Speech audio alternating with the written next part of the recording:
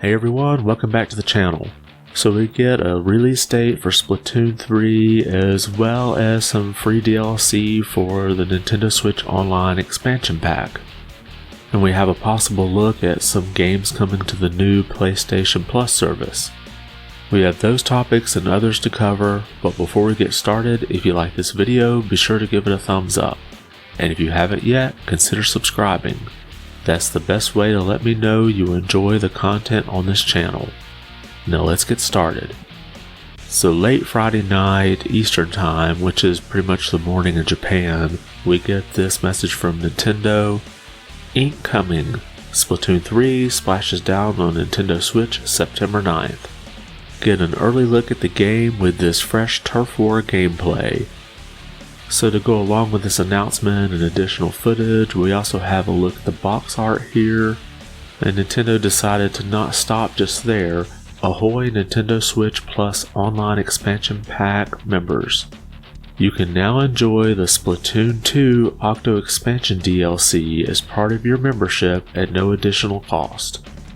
So if you're already an Expansion Pack member, this is an additional benefit that you can try out. And I do find it interesting that just earlier in the week we got a move update for Xenoblade Chronicles 3, and now we're seeing Splatoon 3 release where Xenoblade Chronicles 3 was once scheduled. So given the rumors that Xenoblade Chronicles 3 was ahead of schedule, it seems like Nintendo just switched the release dates on these two. And I do find it interesting that Nintendo continues to add things to the expansion pack. So we started off with just the Nintendo 64 and Sega Genesis games, and then they added the Animal Crossing DLC, and then more tracks for Mario Kart 8 Deluxe, and then we have an already existing DLC, the Octo Expansion for Splatoon 2, added in as part of your service. So I do have to wonder if the expansion pack will see a price increase when we get to September. Next, we get a launch date for the new PlayStation Plus service. This coming from blog.playstation.com. We're making fantastic progress with our launch efforts, and I wanted to update you on the latest. We're rolling out our new offerings for PlayStation Plus a little earlier in select markets in Asia, followed by Japan. Here's a look at our updated regional rollout schedule. So you can see here the Americas is targeted for June 13th, which is exactly 7 weeks from today. They also added that they're expanding their streaming service to include 30 new markets. So now that we're 7 weeks out from the launch of this service in the Americas, let me know if it's something that you're looking at trying out. Next, we have a look at a possible leak for some games coming to the new PlayStation Plus service. This coming from Gamitsu, Syphon Filter 1, 2, Dark Mirror, and Logan's Shadow rated for PS5 and PS4 in Korea. Now, Syphon Filter was originally launched on the PlayStation in 1999, and then Syphon Filter 2 came out in 2000. And then Syphon Filter Dark Mirror was launched on the PSP in 2006, followed by Syphon Filter Logan's Shadow in 2007. Now, the only two games in this series that were not rated was Syphon Filter 3, which came out on the PlayStation in 2001, and Syphon Filter The Omega Strain, which came out on the PS2 in 2004. But obviously these games being rated for the PlayStation 4 and PlayStation 5 leads most people to believe that they're going to be coming out for the new PlayStation Plus Premium tier.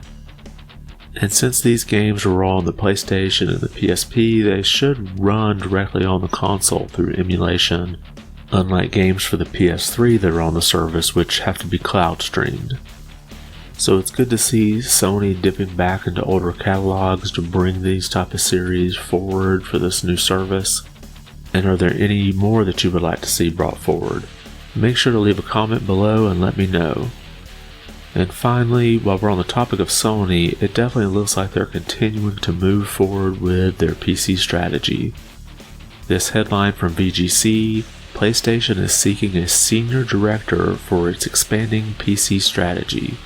Now, the job description says that they're looking for people who can lead PC growth and commercial strategy, as well as develop and implement global PC store strategies and process. And in the job responsibilities, they've got a bulleted list here of things the person will be responsible for. And the third to last item I found kind of interesting. GSBO PC growth, strategy, and sales execution through global PC storefronts, and then they list Epic and Steam. So at this point, Sony seemed to be sticking with these two storefronts. However, I would not be surprised if they start to look at creating their own storefront and launcher. However, I do have to wonder if they continue with the Epic and Steam storefronts for a few years, would it become more difficult to switch to their own launcher where people have already invested in many of the games on Steam or Epic? But let me know what you think. Would you switch to a different launcher, or would you prefer to have these games on Epic or Steam? And that's all we have for today's video. Did anything catch your attention? Were you surprised to see Splatoon releasing September 9th, or was that pretty much a given when we heard that Xenoblade Chronicles 3 was moved up by 2 months? And what do you think of the Syphon Filter series? Is that something you've played before? Do you look forward to revisiting it? Drop a comment below about that or anything else we discussed. I want to thank you for watching, and be good.